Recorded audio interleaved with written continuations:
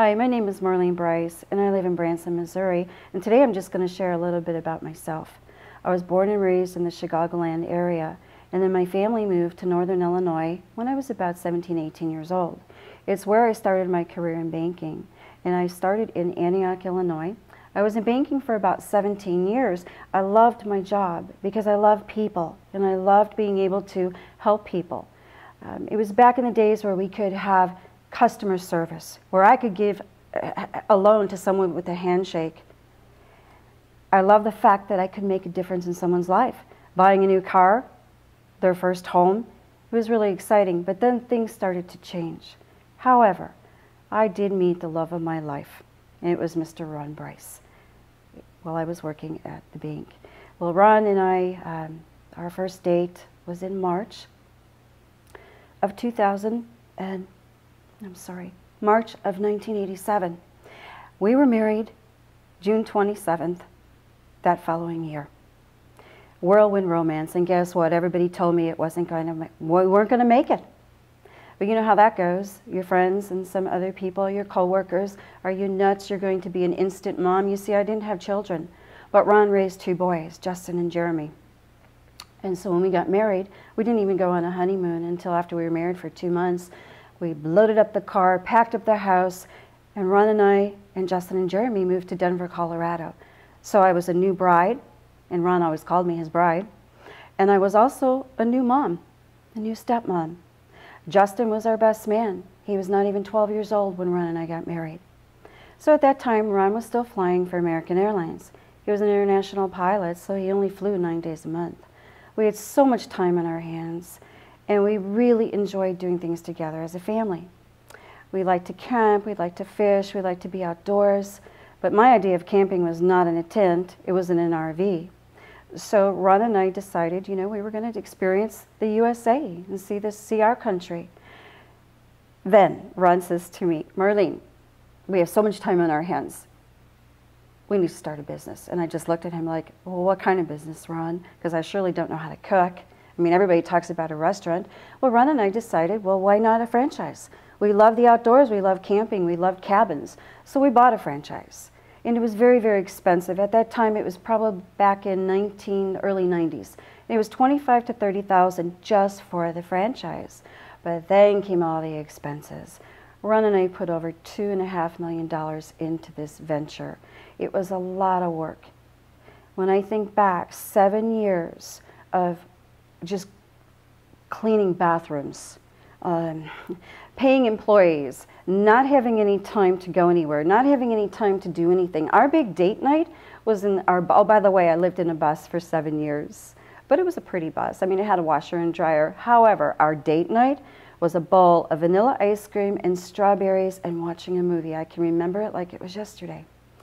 So after working at this 24/7, everything would go wrong when Ron would leave on a trip. I said one day when he came home, this isn't working. We didn't fail. We won every award you could possibly win. We did everything. We had a vision and we did it, but it just wasn't working out.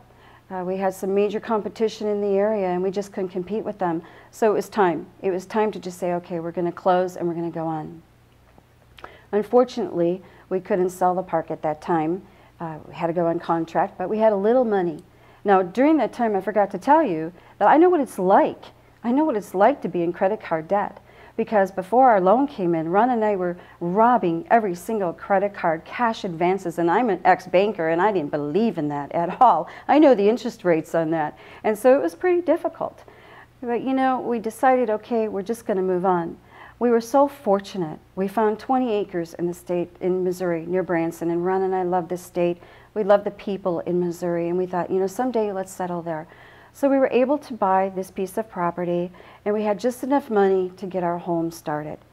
You know what though? We had dreams too, just like all of you, just like everyone. And it was nice to be able to build our home. It was a log home. That was on our vision board for years. Getting out of our bus was really exciting.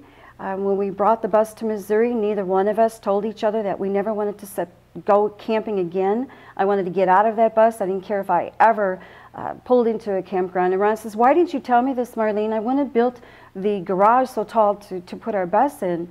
So there you go. But in saying all that, we decided, you know, this is where we want to be. And Ron, I'll never forget, he said, honey, this is where I want to end up. So unfortunately, we didn't have any extra money. And we wanted to see things. We wanted to travel together. We were very passionate about life. We liked meeting new people, but we didn't have any money. So what can you do? Our son, Justin Brice, knew this. And he came to us with this business, Xango. And of course, Ron just wouldn't listen for about 30 days. I'm very grateful, will forever be grateful that Ron did listen to Justin. Justin got Bob Schmidt on the phone with my husband, and they talked. And so our journey began. Now, I will tell you, I have never had any experience in network marketing. This is my first company. But I knew that I loved people. And I knew that I could work with people. And I knew that I had a good coach. Because Ron was in the industry back, and he left in 1981. And he was always looking, but he just never found a home again. He was successful in another company. But he said to me, I said to him, well, honey, if you teach me and you show me what to do, I'm on board. Because you see, we were a team. We always did things together, and we enjoyed working together. So for 8 years, Ron and I loved doing what we were doing in our Xango business. It was the best 8 years of our marriage.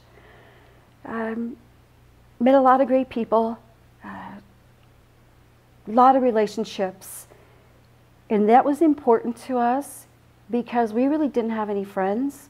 When we moved to Branson, Missouri, we didn't know anyone. I didn't have a neighbor. I lived on 20 acres. We just didn't have friends. We had acquaintances, but not true friends. So you see, Xango is so much more than just, it's about changing lives, and it's about helping someone earn that $500 that can change their life, but it's about those relationships. Ron and I used to do Xango cruises. We would have people over into our home, and they would just, you know, they were our Xango family. We loved what we did, and I learned so much. I learned so much about the industry, the support of all the leaders. I knew we were with a good company. I knew our products worked.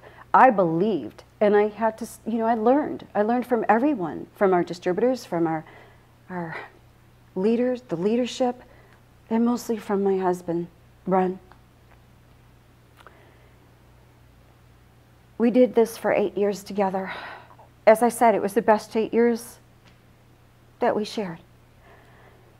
And then we were scheduled to do a meeting up in Chicago with Davey Wint and Dr. Templeman, and we were so excited. And Ron said, you go ahead, honey, you drive. You just drive up and I'll meet you up there. We talked 4 or 5 times that day. I'll never forget it, you know, and he was amazing. He said, oh, honey, I left him some food. This is the best meal you ever made me. And I mean, he was always on, don't speed. I don't want you to get a ticket. Well, later that evening, I received a phone call, and like that, my life changed. His passion was flying. He flew for 52 years. He started in the Navy, and then he went, after 8 years in the service, he went to work for American Airlines. He was the youngest captain they ever had. He had braces on his teeth. And let me share about the airplanes. I talked about Ron's flying, and Ron's passion was to build. One of his dreams was to build two airplanes. And because of Xango, remember I told you before, we didn't have any money. But because of the hard work and what our teams did and working together, he was able to build 2 airplanes that he had on his dream board. And I loved flying with Ron. I was a good co-pilot. Now, the day that I lost Ron, he was flying, but without me, which rarely ever happened. And he was in one of our airplanes that he built, and he had an accident. And I don't know a whole lot about the accident, but I can tell you it was very tragic. As I said earlier, when I got the news, I was in complete state of shock. So for about 5 months when I went home, I didn't do anything. My parents stayed with me, but I was able to get out of bed. I tried counseling, but I didn't sign up for that because right away they wanted to put me on antidepressants, and I didn't want that.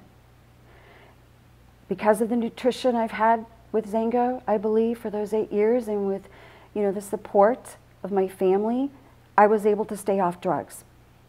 Now, the other thing is, for me, I can't imagine going to a job.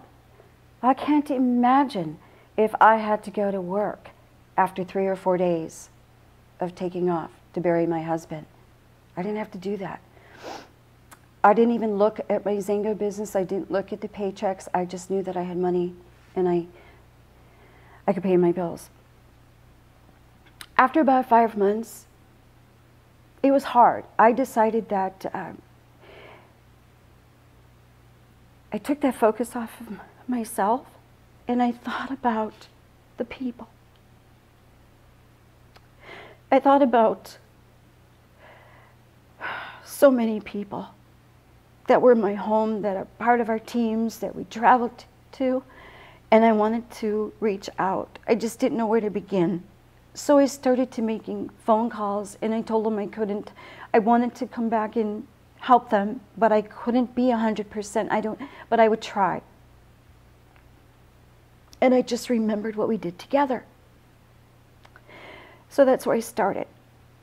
And little by little, I got stronger, and I started traveling and supporting our teams.